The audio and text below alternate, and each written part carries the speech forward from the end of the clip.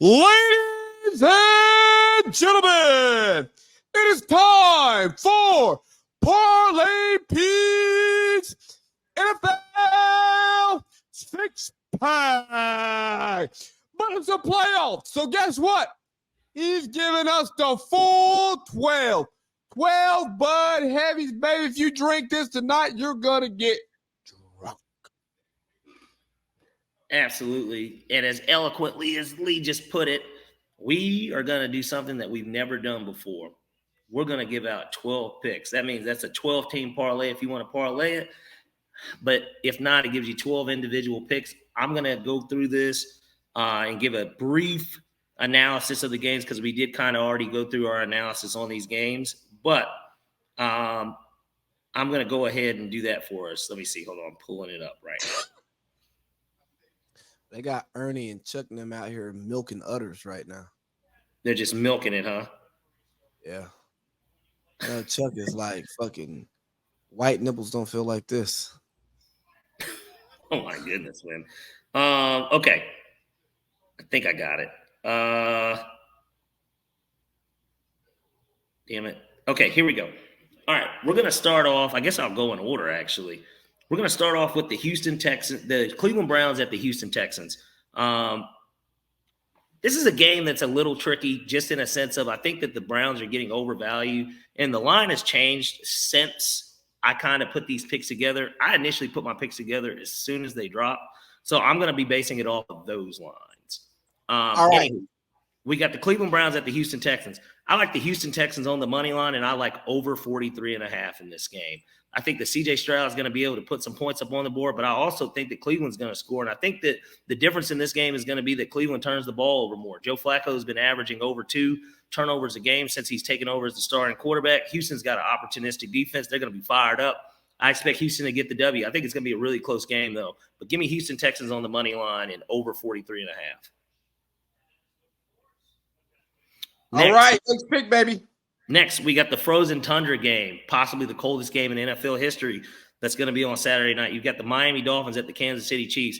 I am not sold on either of these teams, but I'm even more not sold on the Miami Dolphins going to Kansas City in freezing cold weather and winning a football game. We're going to take the Chiefs on the money line, and we're going to take under 44.5 in this game. I don't expect there to be too many points getting scored, to be completely honest with you.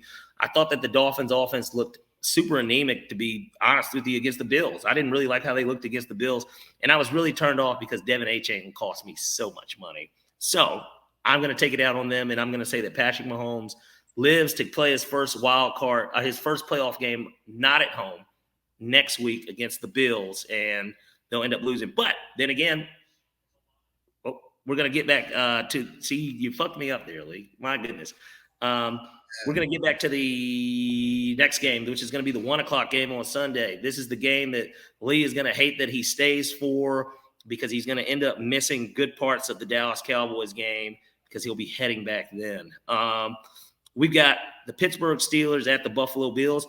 Give me the Steelers plus 10.5 and under 35.5. The over-under has went a lot. It's went down a lot in this game. It's opened up at 40.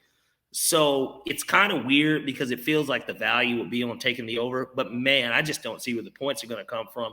And even without J.J. Watt out there, I just expect Pittsburgh to be a well-coached team going against a team that has been in playoff mode practically for the last 6 weeks. But at the same time, I just expect this to be a closer game than a lot of people think. Give me Pittsburgh plus 10.5 and then under 35.5 in this game. Next, we got the Green Bay Packers at the Dallas Cowboys. I mean, we're talking about arguably the 2 most famous franchises in the NFL. I think that this is going to be a great game, except I think that Dallas is going to cover the spread. We're going to take Dallas -7, and we're going to also take under 51.5 in this game.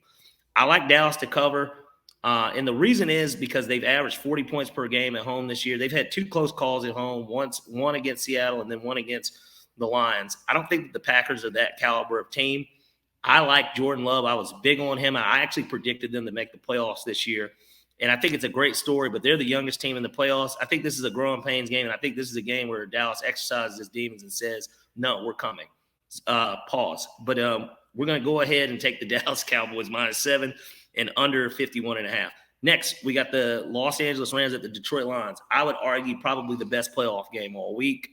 Yeah, we're going to go with the Rams on the money line. I really, really like the Rams. And I'm going to tell you guys something that a lot of people wouldn't want to, take a stab at.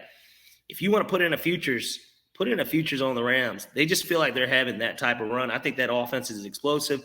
The idea that Detroit is playing their first home game in 30 years is going to be great, I think, for Detroit. And I think we should expect a great atmosphere. But at the end of the day, I think the Rams are the hottest team in the NFL. They've won 6 of their last 7, with their one loss coming against the Ravens on the road in overtime on a punt return loss.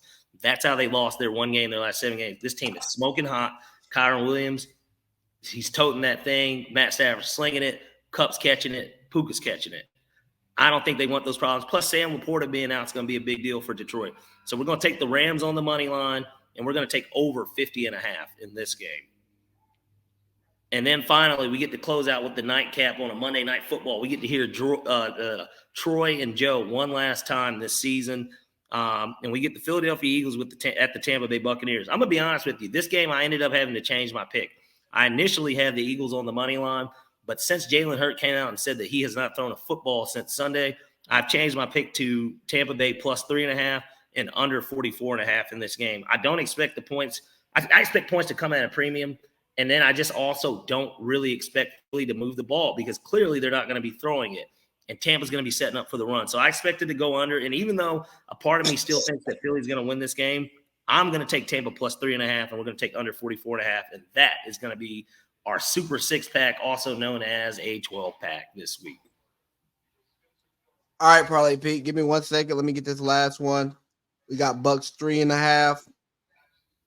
And we got under, what we got? Under 44.5? Yep.